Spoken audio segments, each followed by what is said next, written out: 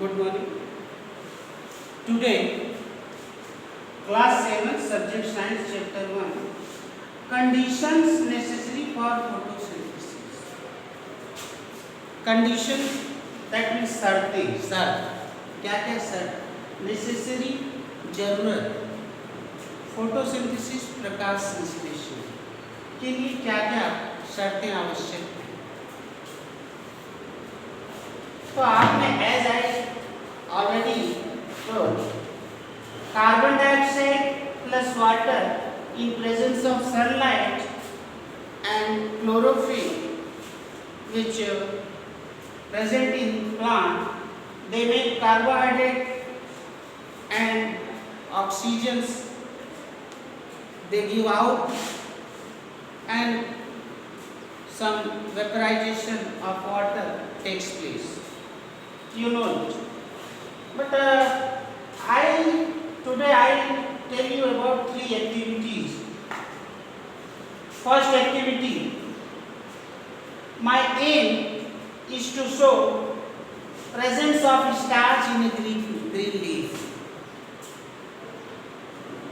Green leaf, हरी पत्ती, इसके अंदर स्टार्च है क्या? अब आप सोच रहे होंगे बच्चे कि स्टार्च क्या होता है? स्टार्च ग्लूकोज एक सिंपल रूप है, ग्लूकोज तो आपने सुना ही होगा, इसी का जटिल रूप स्टार्च हो गया। कार्बोहाइड्रेट जटिल रूप है, किसी चीज में फ्रुक्टोज होता है, किसी में सुक्रोज होता है, किसी में सेल्यूलोज होता है, स्टार्च होता है। स्टार्च का मतलब होता है मंड। ये सब ग्लूकोज के जटिल कॉम्प्लेक्स रूप है, मतलब कई ग्लूकोज मिलाने पर आपको ये प्राप्त होगा। इसके लिए जब मुझे ये एक्टिविटी करना है तो उसके लिए क्या क्या मटेरियल चाहिए? तो मेरे पास अल्कोहल होना चाहिए, टेस्ट ट्यूब होना चाहिए, वाटर होना चाहिए और आयोडीन और हरी पत्ती पेड़ की होनी चाहिए। करना क्या है? Take the leaf of the plant and boil it in water for a few minute. पत्ती एक तोड़ लो और उसे बॉईल करो कुछ समय, कुछ मिनट के लिए आपने उसको बॉईल किया, किसमें? पानी में। Put it in the test tube containing alcohol. एक टेस्ट ट्यूब जिसमें अल्कोहल आपने रखा है उसमें उसको डाल दो, पत्ती को गर्म करने के बाद। Boil it indirectly as shown in the picture. अब उस टेस्ट ट्यूब को अगर आप डायरेक्ट करोगे तो टेस्ट ट्यूब जो है कांच का है, फूट सकता है।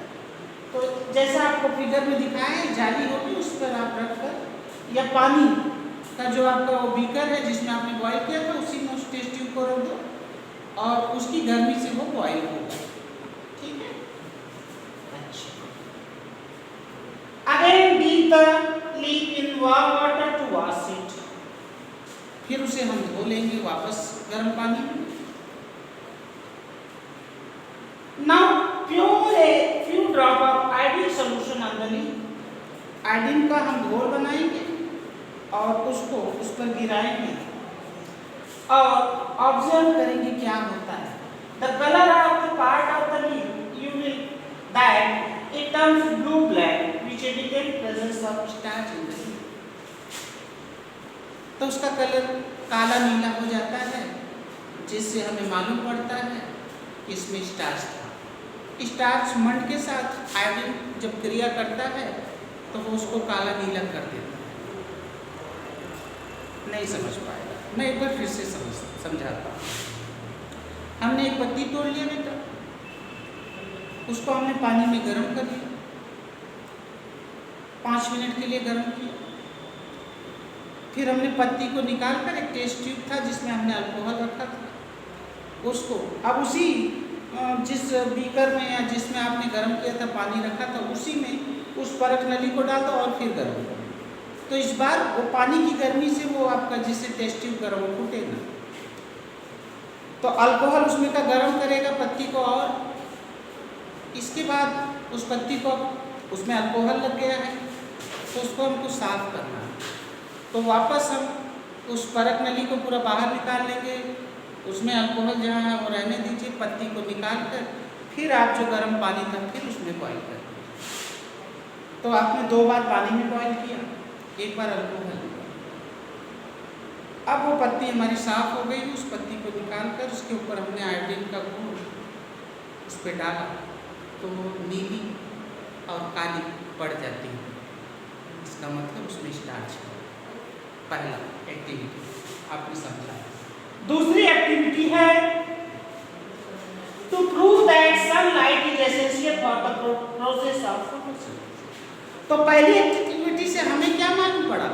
स्टार्च उसके अंदर है, पत्ती के अंदर। इसका मतलब वो पत्ती जब हम पेड़ से तोड़े उस समय वो भोजन बना रही थी, तो भोजन बना रही थी तो उसके अंदर पत्ती में स्टार्च था, उसने भोजन बनाया। स्टार्च भोजन है पहली।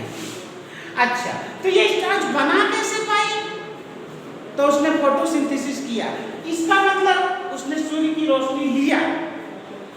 तो अब सूर्य की रोशनी भी जरूरी है क्या भोजन बनाने के लिए? ये हमारी दूसरी एक्टिविटी, इसको समझो। तो हमने discharge the leaf of the potted plant by keeping it in a dark for 2-3 days. हमें गमले में कोई पौधा हो, उसकी थोड़ी पत्तियां बड़ी बड़ी हो, गमले में हो, उसको डिस्चार्ज करना है, मतलब उसमें का सारा स्टार्च खत्म हो जाए। तो डिस्चार्ज करने के लिए उसको हमने अंधेरे कमरे में 2 दिन के लिए रख दिया, तो उसका स्टार्च खत्म हो जाएगा। आप बोलेंगे सर कैसे खत्म हो जाएगा? तो बेटा अगर तुम खाना नहीं खाते हो तो आपके शरीर में से एनर्जी, चर्बी आपकी गलती है ना, उसी प्रकार जब वो भोजन गर्मी, घाम में, धूप में नहीं बनाएगी तो जो उसके पास पहले से भोजन उसकी पत्तियों में है उसको वो यूज कर लेगी 2 दिन तक। भोजन तो अंधेरा है तो बना नहीं पा रही, तो उसने अपनी पत्तियों का भोजन जो है यूज कर लिया 2 दिन में। वो गमला भी जुराएगा नहीं, सूखेगा नहीं, उसे हम वापस बाहर निकालेंगे 2 दिन के बाद। Cut A L shape of the black pepper, एक काला पेपर ले लीजिए और उस पर एल का कटिंग कर दीजिए और उसी काले पेपर को उस पत्ती पे ऐसे चिपका लीजिए। तो जहाँ एल कटिंग किया है वहाँ काला नहीं होगा, तो वहाँ वो भोजन बनाएगी जहाँ खुला होगा, और जहाँ काला पूरा पट्टा लगा होगा उस पर सूर्य की रोशनी जा ही नहीं पाएगी, तो वो भोजन नहीं बना पाएगी। तो हमने ब्लैक पेपर पे एल की कटिंग करके उसको हमने स्टेंसिल की हेल्प से उसको जो है, स्टेंसिल आप लोग स्टेपलर जानते हैं, उससे ही हमने माना उसको पेपर को बंद कर दिया। उसके अंदर हमारी पत्ती जो है ऐसे फंसा दिया, हमने दबा दिया, और जहाँ एल है वहाँ है, जहाँ पत्ती खुली रह जाती है इधर उधर उससे हमें मतलब नहीं, वहाँ भी वो भोजन बनाए। ठीक है, इसके बाद 4-6 घंटे तक हमने उसको रहने दिया धूप में। जब अंधेरे में से निकालेंगे तो वो 4-6 घंटे लगातार भोजन बनाएगी, क्योंकि वो भूखी है, उसका भोजन खत्म हो गया, तो फटाफट भोजन बनाई तो उसमें सूर्य की रोशनी पाई, भोजन बनाई। अब जिस पत्ती में हमने ये कार्यक्रम किया था, सभी पत्तियों में नहीं करेंगे, एक ही पत्ती में। उस पत्ती को हम तोड़कर जैसे हम लोग पहले किए थे उसको हम गर्म करेंगे पानी में, फिर सब कुछ करेंगे जैसे हमने फर्स्ट एक्टिविटी में किया था वैसे इसमें भी करेंगे। तो हम देखते हैं कि जहाँ पर हमने काला स्ट्रिप लगाया था उतने एरिए पे, और जिस पे एल किया था, जहाँ एल किया था वो काला नीला हो गया, जो खुली थी पत्ती ऊपर और नीचे की ओर वहाँ काला नीला हो गया, जैसा कि आपके चित्र में दिखाया है। लेकिन जहाँ काला पेपर लगा हुआ था वहाँ कुछ नहीं होता है। इसका मतलब उतने जगह पर भोजन नहीं बना, इसका मतलब उतना जगह आपने कवर अप किया था, उतना जगह आपने क्या किया था, कवर अप किया था।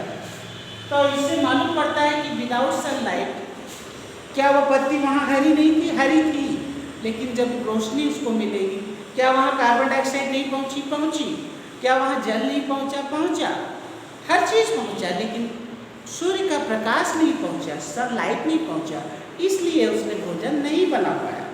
ये आपकी दूसरी एक्टिविटी थी बच्चों। तीसरी एक्टिविटी में हमारा ये हम जानना चाहते हैं कि ये जो ग्रीन पिगमेंट है, जो क्लोरोफिल है, ये भी इम्पोर्टेंट है क्या? अगर ये रहेगा तो ही भोजन बनेगा, अगर हरा नहीं पौधा होगा तो भोजन नहीं बना पाएगा। तो हम ऐसा एक पत्ती लेते हैं पेड़ की, जिसकी पत्ती जो है बीच में हरी हरी हो और बगल बगल या उसमें कई जगहों पर वाइट मतलब लाल टाइप में हो गई हो, सुखा गई हो, हरी न हो, ऐसा पेड़ आता है, या पीली हो या लाल हो गई हो। जहाँ हरा होगा वहीं भोजन बनेगा बच्चों। तो हरा है इसका मतलब वहाँ क्या है? क्लोरोफिल है।